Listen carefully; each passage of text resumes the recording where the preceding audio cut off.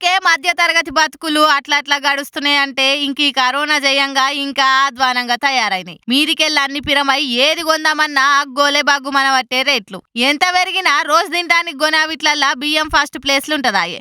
100 అటో ఇటో ఏడ్చుకుంటున్నావు దూడ్చుకుంటున్నావు కొంటాం.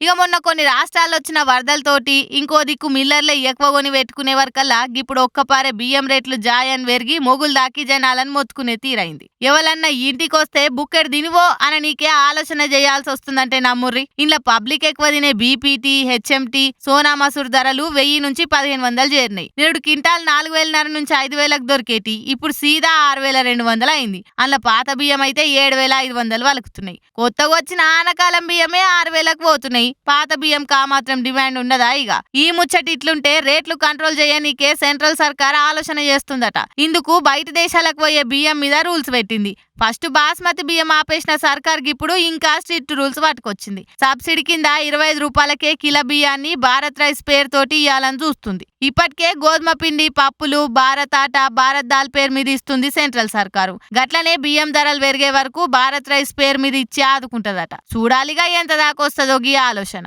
కానీ ఉప్పులు, పప్పులు, కూరగాయలంటే ఎంత పెరిగినా కిలో కొనే కాడ అర్ధ కిలో, 2 కిలోలు కొనే కాడ 1 కిలో కొని ఎట్లనో అట్లా సర్దుకపోతాం. కానీ బియ్యమే ఏకంగా గింత పెరిగితే ఏం తినాలి, ఏం కథ? ఈ పెరుగుతున్న రేట్లు చూస్తుంటే గట్టిగా గాలి పీల్చి బతుకుడు ప్రాక్టీస్ చేసి ఉన్నాయమనిపిస్తుంది పొర్రి.